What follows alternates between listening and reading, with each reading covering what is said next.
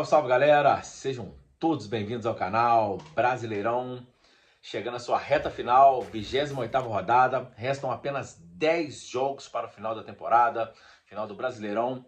Estádio do Maracanã, o Flamengo recebeu o Atlético Paranaense para o pior público do ano do Flamengo na temporada. Apenas 28 mil presentes e 26 mil pagantes.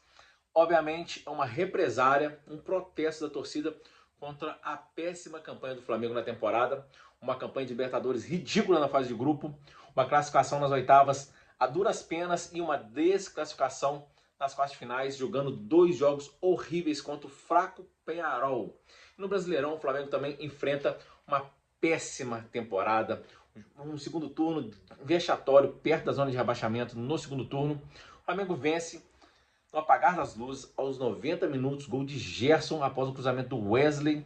Gerson de cabeça alivia um pouco a tensão, mas o jogo foi marcado por muito protesto da torcida, principalmente contra o técnico Tite. Foi o jogo inteiro, antes da partida, no pré-jogo, durante a partida, principalmente nos minutos iniciais do primeiro tempo e nos minutos finais do primeiro tempo, nos minutos iniciais do segundo e no segundo tempo, a partir dos 35 minutos, foi muita vaia, muito xingamento ao técnico Tite.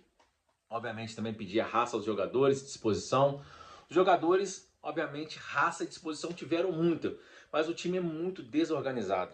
Um time que parece time de final de semana, parece time de pelada. Jogadores amontoados em campo, um time que parece que não treina. E o Flamengo sempre dependendo de uma jogada individual, de um lampejo de algum bom jogador.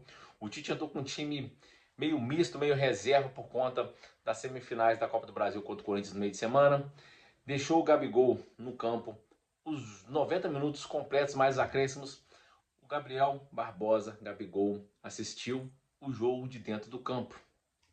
É triste, é duro falar isso, é um ídolo do time, é um cara que tem uma história gigante, mas a gente não sabe o que está acontecendo com ele. A gente não sabe se é um problema de cabeça, né? Quando eu digo cabeça, depressão, uma ansiedade, não está normal. A gente sabe que é um jogador que tem qualidade, jogador bom, mas simplesmente ele não participa do jogo. Mal pega na bola. Quando pega na bola é quando ele sai fora da área, não está se colocando bem, não apresenta para finalizar. Assistiu 90 minutos de dentro do campo. Né? Alguns jogadores que entraram em campo, que vem entrando e está dando conta do recado, é o caso do Matheus Gonçalves. O Gerson de novo jogou o jogo inteiro e foi o melhor do time. Nessa teve o Léo Ortiz, também foi muito bem. Por outro lado, jogadores como o Wesley e Ayrton Lucas, os dois laterais, muito mal. O Wesley deu o passe pro gol, mas o Wesley tem muita vontade, mas erra muito. O primeiro tempo foi péssimo, primeiro tempo. Perdendo várias bolas ali no meio campo, tentando sair driblando. O Canopy toda hora recuperava e saía em contra-ataque. O Davi Luiz é um caso à parte. O Davi Luiz deveria ter sido...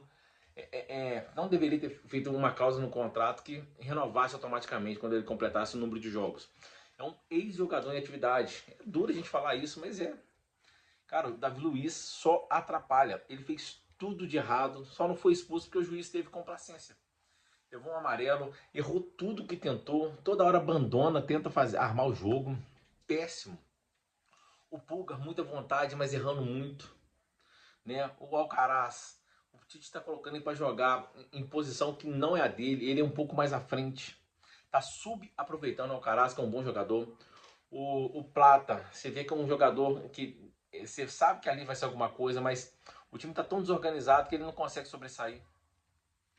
Time muito mal escalado, muito mal treinado. No segundo tempo, o Tite no desespero coloca a Arrascaeta, coloca Bruno Henrique, coloca o Léo Pereira no lugar do Davi Luiz, finalmente, que senão ia acontecer uma tragédia de ser expulso. Colocou o Alexandre no lugar do Ayrton Lucas, mas o time continua bagunçado, continua sem nenhum tipo de organização e tentando toda hora cruzamento, facilitando para a defesa do Atlético Paranaense. Outro time que também está muito mal. O Atlético Paranaense está flertando com a zona de rebaixamento. Foi desclassificado, sendo goleado agora na Copa Sul-Americana contra o Racing. Ou seja, os dois times chegou em igualdade de condições. Péssimo no segundo turno do Brasileirão. E o Flamengo com agravante, jogando em casa e sabendo que a torcida está cobrando. O Atlético Paranaense vem de troca de treinador, já sabe que é um momento ruim, um time enfraquecido em detrimento das temporadas anteriores. Foi para o Maracanã para se defender e tentar achar um contra-ataque. Mal contra-atacava. E o O Flamengo errando muito, o Flamengo não finaliza muito fora da área. As melhores chances do primeiro tempo foram do Atlético Paranaense. O goleiro Rossi foi muito bem numa cobrança de falta, depois numa cara a cara no final do primeiro tempo. E no segundo tempo, o Flamengo, desorganizado, foi chegando. Rascaeta e De La Cruz entraram em campo, mas pouco acrescentaram. De La Cruz é uma decepção. Eu vi muitos jogos do River Plate, era um bom jogador, mas hoje ele é uma decepção. A Rascaeta, idem, Rascaeta está se arrastando em campo, errando tudo que tenta. É uma pena que é um ídolo do clube, né? Mas o Gerson, que até tem feito algumas partidas que eu acho que ele fazem algumas coisas que não entendo, que ele é um cara que deveria chutar mais em gol, um cara que deveria acelerar mais o jogo, ele cadencia mais, ele não chuta no gol, ele tenta dar o passe, acho que ele deveria finalizar mais. Acabou sendo premiado com gol, ele inicia a jogada, dá no Wesley, corre na área, cruzamento vem, ele cabeceia, sem chance pro goleiro, já aos 90 minutos, depois teve os acréscimos do Flamengo, flertou com levar um apavoro do Atlético Paranaense. O Atlético Paranaense, como eu disse, também está muito mal, não conseguiu. O Flamengo vence, vai a 48 pontos, tem um jogo a menos contra o Internacional, mas é no Beira-Rio e acho pouco provável que o Flamengo vença. Ou seja, o Flamengo no Brasileirão tem que se manter ali, perto dos líderes, para poder tentar, se caso não conseguir ser campeão da Copa do Brasil, ir para a fase de grupos da Copa Libertadores via Brasileirão. O título é improvável, o título não tem chance. Tem o Botafogo muito bem, tem o Palmeiras muito bem. A arbitragem tem facilitado muito a vida do Palmeiras. Ontem deu 2 pênaltis contra o Atlético Mineiro que, vamos combinar, inventados. O Atlético Mineiro ia tirar ponto do Palmeiras ontem. O Botafogo, ontem tem um jogador do Grêmio expulso. Não sei se era por expulsão. O Botafogo acabou empatando. Ou seja, os dois times estão mais na frente. O Fortaleza está ali flertando, mas o Fortaleza eu acho que não tem força. E o Flamengo tem que brigar para ficar ali perto. Título com esse time sem chance. E pro Tite está insustentável. Pro Tite está insustentável. Eu acho que, acredito que agora esteja, nesse momento que eu estou gravando o vídeo, está sendo entrevista dele, né? Entrevista pós-jogo. Mas ele até peça o boné, porque está insustentável. Os 90 minutos com um grito de "Ei, Tite, vai tomar suco de caju". É o tempo todo hostilizando ele. É um cara já mais de idade, mais velho.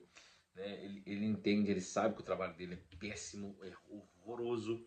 E eu acredito que ele vai pedir o boné. Não sei se vai pedir hoje, porque tem um jogo na quarta-feira contra o Corinthians. Então pode ser que ele ainda tente atrapalhar o Flamengo na quarta-feira. Que eu tenho praticamente certeza. O Flamengo vai pegar o Corinthians na quarta-feira. E se continuar jogando a bolinha que está jogando, não vai passar.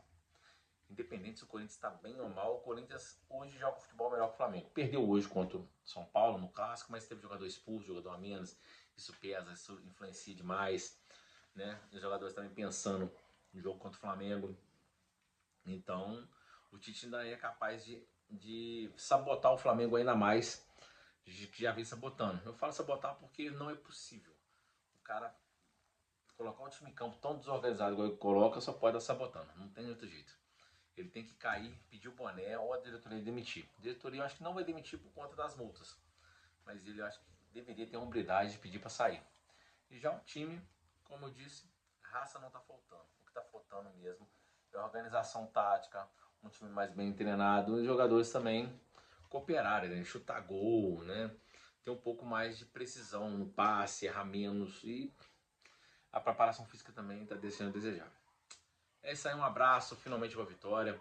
Um segundo turno péssimo, mas a vitória de hoje dá uma esperança que os jogadores possam pegar esse embalo e fazer um bom jogo na quarta-feira. E quem sabe sair do Maracanã com a vitória de 1-0 sobre o Corinthians ou 2-0 para ir para São Paulo para poder fazer um jogo mais seguro.